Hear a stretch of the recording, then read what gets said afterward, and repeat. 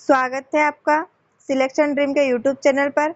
हम आपके लिए लेकर आए हैं एमपी कांस्टेबल एग्जाम 2025 के लिए पीवाईक्यू सीरीज, जिसमें 2016 से लेकर 2023 तक जितनी भी एमपी पुलिस की एग्ज़ाम हुई है उसके क्वेश्चंस हैं। इसीलिए चैनल पर बने रहें और ज़्यादा से ज़्यादा सब्सक्राइब करें और ज़्यादा से ज़्यादा शेयर करें।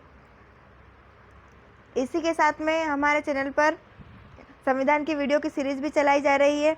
इसलिए जिसने वो नहीं देखा है वो भी देख ले, और जिसने पिछली वीडियो पीवाईक्यू सीरीज़ की नहीं देखी है वो प्लेलिस्ट में जाकर पिछली वीडियो भी देख ले, क्योंकि ये पीवाईक्यू की सीरीज़ जो है आपकी एग्ज़ाम के लिए बहुत ही हेल्पफुल होने वाली है।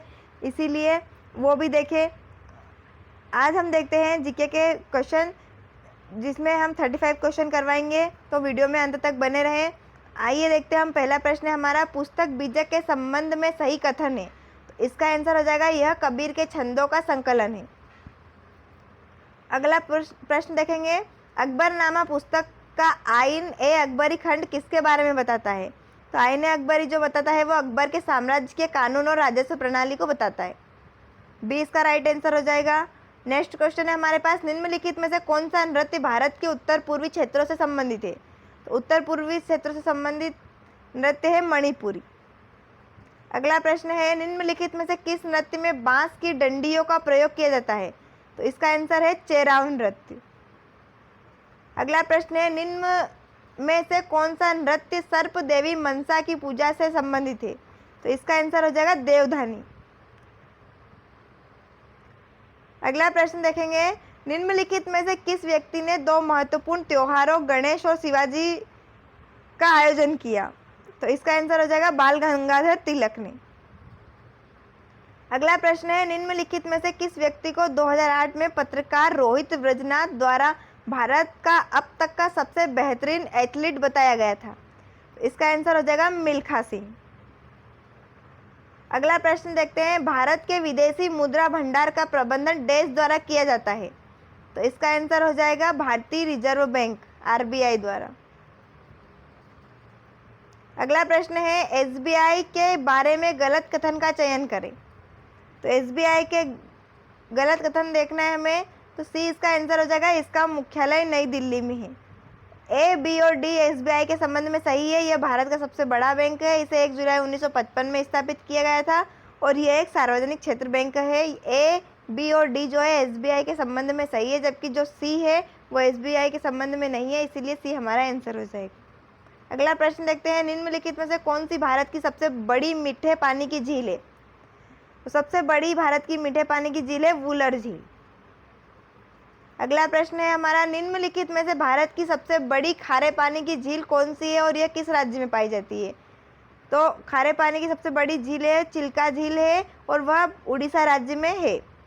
अगला प्रश्न देखेंगे, मुद्रास्फीति पर नियंत्रण के मौद्रिक उपायों में क्या शामिल नहीं है।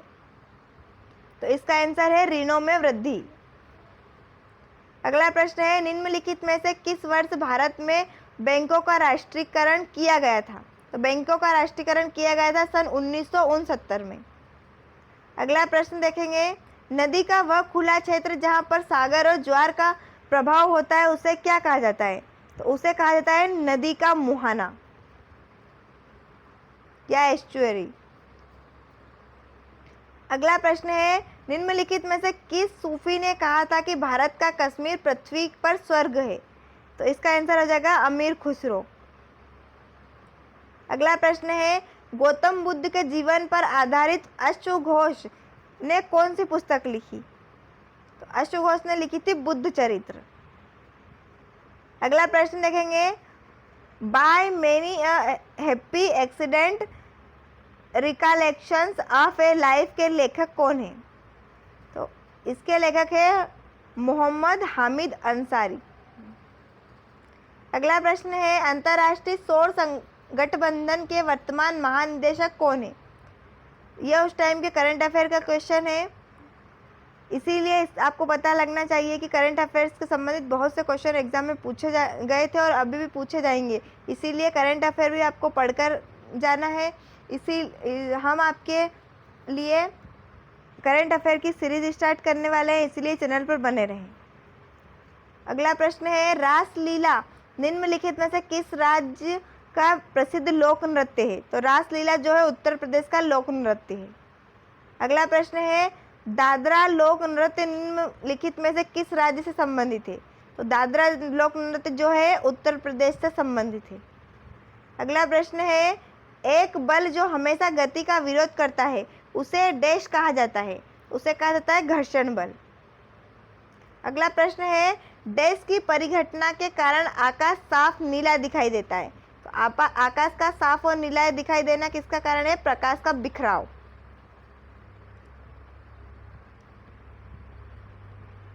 अगला प्रश्न है, निम्नलिखित में से कौन सी फाइला ब्रायोफाइटा की विशेषता है? तो इसका आंसर है हरी पत्ती की तरह पौधे। अगला प्रश्न है, निम्नलिखित को मिलाएं।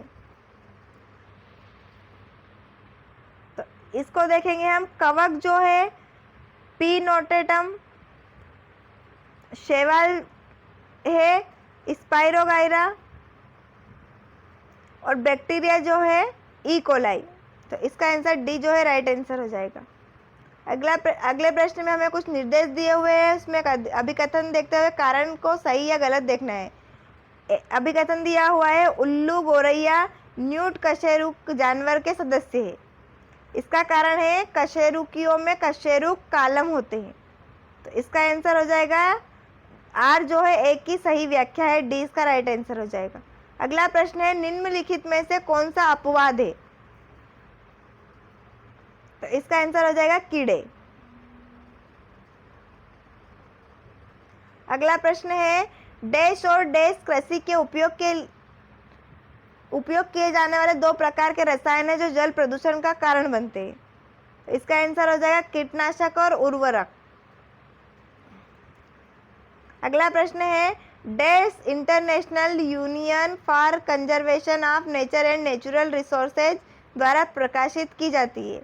इसका आंसर हो जाएगा लाल डेटा बुक।